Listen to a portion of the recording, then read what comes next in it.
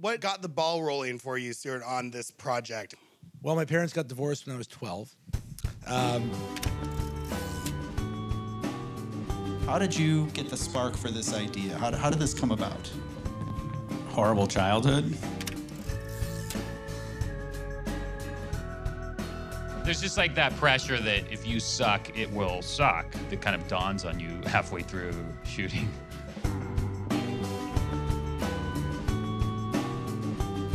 I just thought it was a great, funny script and a lot of great characters, and I was happy to be offered a role of one of them. People are going to think you're my boy toy. Don't say that. Shall we? What attracted me to it early on is that it did have a very grounded, real tone to it for dealing with, you know, kind of heavy subject matter. The reason you're so clear-headed about getting married is because I shielded you from these two your whole life, which, by the way, almost didn't happen. That's right. You were a last-ditch effort to save this marriage. You're not even a person. You're a Hail Mary. That's a stupid lie. Darling, you were an accident. What's most interesting to me, and that's always been most interesting to me, has been trying to find something funny and interesting in something real and relatable. Mom! You know, a lot of the divorce movies from our childhood, the Kramer versus Kramers and things like that, It's up to you, son.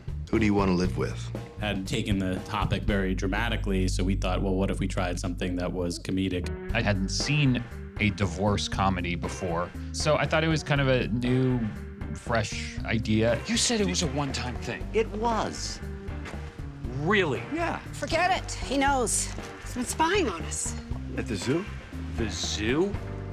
You know, when you get older, you can sort of look back on things and have a different perspective of it. There's no current research about people like you. People like me? ACODs, adult children of divorce. It's mine.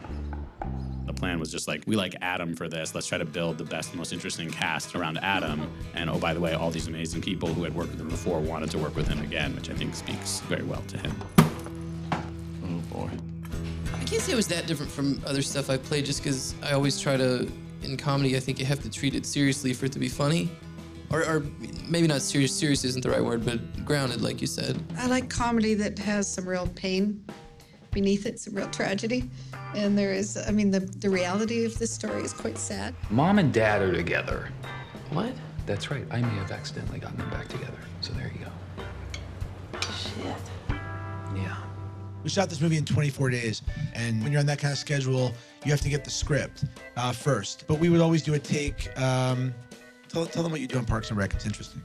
On Parks and Rec, we usually do the final take. We call it a fun run, where everyone can just say or do whatever they want. Spring. And the joke is that it's a longer, less funny take than all the rest, because everyone's just kind of indulging. But there's always like funny bits in it that they sometimes use on the show, and there are a few of those bits in the movie, little things here and there. I mean, one of my favorite lines in the movie, which was not in the script, was one of yours when in the tea garden when you say You've never been married, and you've never been divorced, so you do not know what commitment is. You don't know. That makes no sense. But she delivers it with such conviction, you know? Made sense to me. And like that, I mean, I wish I could write something like that. Look, I've been patient, really. But how long do you expect me to wait? When we were writing the movie, we really tried to not make it a typical romantic comedy where all those sort of romantic things get resolved. I totally had you. You did. I had you for a minute. Yeah.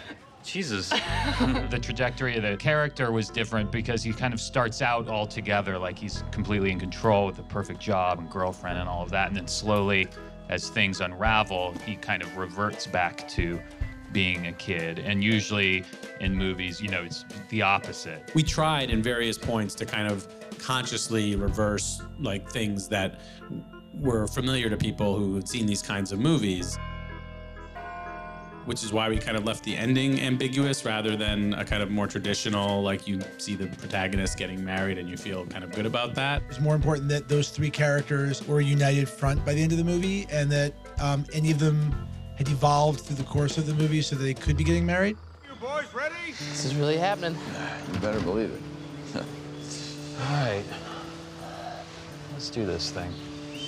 We always wanted it to be hopeful without being dishonest, I think. It was always going to be ambiguous. It was always going to be Let's try to have all three characters repaired to the degree where an audience would be comfortable if it was any of them or all of them getting married. This is my first movie, and I've been writing for 18 years, so to actually, make a movie and see it on a big screen with an audience, and it's just a mind-blowing, incredible feeling. And this is the first time in 18 years that I am actually proud of something I did. So it's been worth it.